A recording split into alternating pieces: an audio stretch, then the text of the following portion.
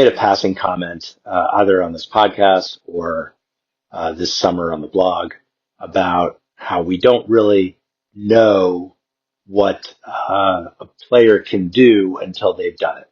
So in other words, you wouldn't normally see, let's say, a wide receiver in the top 10 in the preseason rankings if they've never been better than 25th.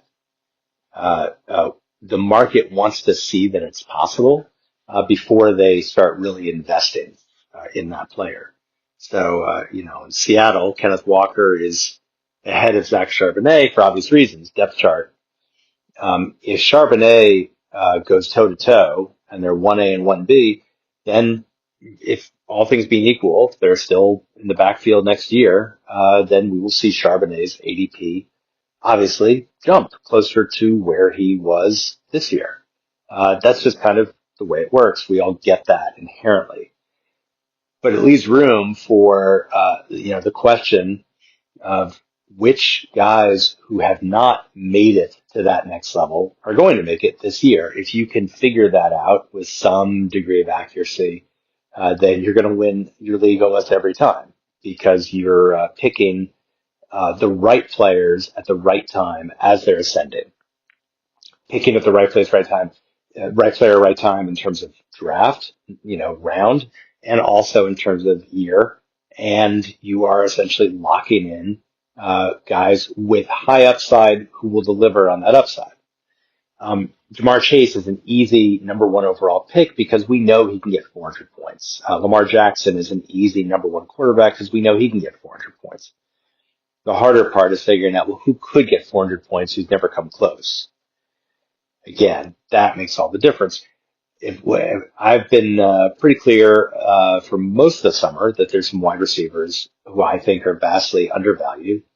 And I'd like to spend a few minutes today talking about why some of these guys could realistically be the WR1 this season. Realistically, you've got to stretch it out a little bit. Realistic doesn't mean they have a 30% chance. It just means, would we be that surprised if they were? And that's what it comes down to. If we're not that surprised by the possibility, and if we believe that they're ascending, then maybe they're ranked too low. Jackson Smith and Jigba is a great example. I talked about how in a mock draft I drafted him in the late second round yesterday, and he is still sitting here with a 33 overall ADP. He's the 14th ranked wide receiver behind T. Higgins and Tyreek Hill. Now I get the fact that we'll call him JSN is playing alongside Cooper Kupp, is playing with Sam Darnold, who's had one terrific year, but his ADP suggests that the market doesn't really buy into Sam Darnold. And then a strong backfield, Kenneth Walker and Zach Charbonnet, that could carry the load and keep the chains moving. Maybe Darnold isn't throwing as much as I would want him to in this offense. That said, Cooper Kupp is like 32 years old. And Torrey Horton is kind of the number three. And when he's healthy, he's untested. They got rid of Noah Fant. They've got unproven, and unremarkable in terms of historically combination of tight ends. This is essentially an offense with two very good running backs who in some ways will potentially cancel each other out. We'll see. And then we've got two wide receivers. And one wide receiver happens to be 32 and on the downside of his career, has struggled to stay healthy in recent years, and been consistent.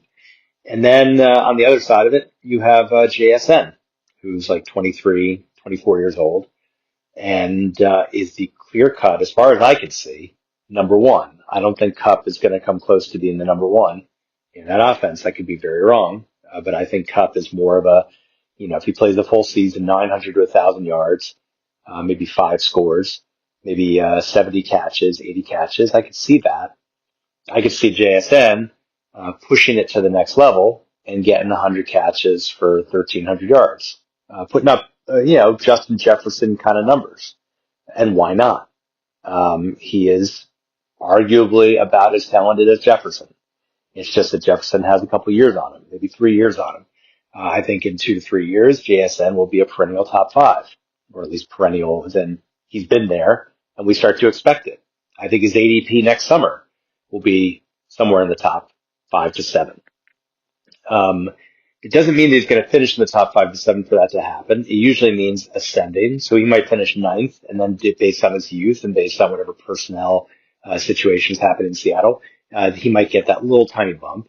But if he finishes ninth this year, he's not going to be number one next year. I mean, that just doesn't happen. So for him to be number one, he needs to be the main targeted Seattle wide receiver on a team where only four guys are dominating the touches.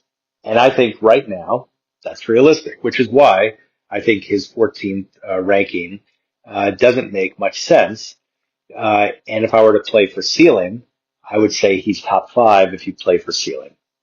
Another guy who I really like, no surprise to anybody, is Marvin Harrison Jr. He's the 43rd ranked overall player, 19th ranked wide receiver. It is interesting. I was telling a subscriber earlier today, he signed up for a phone call, so we had a phone conversation as he prepared for his draft, and we talked about Malik Neighbors and Marvin Harrison Jr. And how Marvin Harrison Jr. was supposed to be the breakout star last year, and Neighbors' ADP was set back considerably. And it turned out the roles were reversed. Neighbors was the breakout star, and Marvin Harrison Jr. struggled. I've talked about Harrison Jr. before. I don't want to belabor it. I think he easily has top five potential.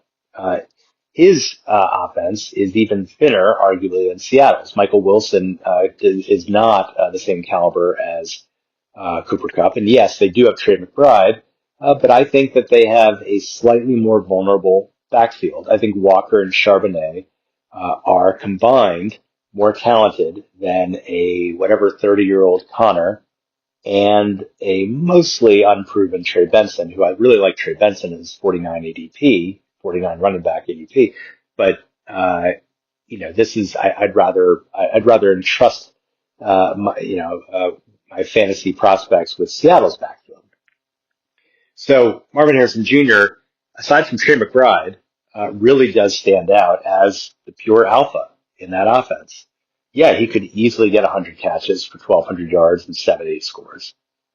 It's just about the commitment to him in that offense and whether he and Kyler Murray are more on the same page than they were when Harrison was a rookie.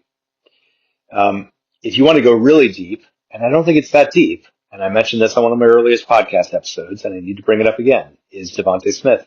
Devontae Smith was a top 10 fantasy wide receiver 2 or 3 years ago. I can't remember, but A.J. Brown was top 10 and Devontae Smith was top 10. Smith's ADP has not been great since, mostly because it's kind of a what have you done lately? And he hasn't always been healthy. I get it. That's why he's the 24th ranked wide receiver. He's 55th overall. I think he's a steal. He's not a steal because his floor is super high. I think his floor is about where he is, maybe even a little bit lower. But his ceiling is top 10. And when you've got a guy whose ceiling is top 10, but the ADP doesn't reflect it, and he's still age-wise in his prime, or pre-prime, but probably close to prime, again, an offense where I don't think Saquon Barkley's going to stay healthy all season, and that's going to put even more pressure on A.J. Brown and Devontae Smith. And it's easy to see why Smith could match what he's done, what he did 2 or 3 years ago, and finishes the, I think, WR9, and he can go a step further than that. He is that talented. So, to summarize, JSN, Marvin Harrison Jr., and Devontae Smith, all three guys, if I were drafting and I lucked out, and let's say I drafted, Bijan Robinson or whatever with the first pick or something like that, and then my next three were, or actually I don't even need to take JSN in the second round. Second round, I could take, another running back. I could take, or I could take a receiver. I could take Brian Thomas probably in the second round. Not if I take Bijan Robinson, you get the idea. Maybe a T. Higgins or something like that. You can then come back in the third round, take JSN, and then push it a little bit. And in the fourth round, If Marvin Harrison Jr. is gone, then you could go Devontae Smith. And there you go. You've got a pretty super team if you believe, as I do, that those guys all have high upsides. That between Smith, Harrison, and JSN, if I can get two of those three roughly at their price points, I am getting guys with the capacity to do much better. That's the most you can hope for in a fantasy draft. I'm BJ Riddell, Fantasy Football for Winners. Follow me online. Email me anytime. Sign up for the rankings. See you tomorrow.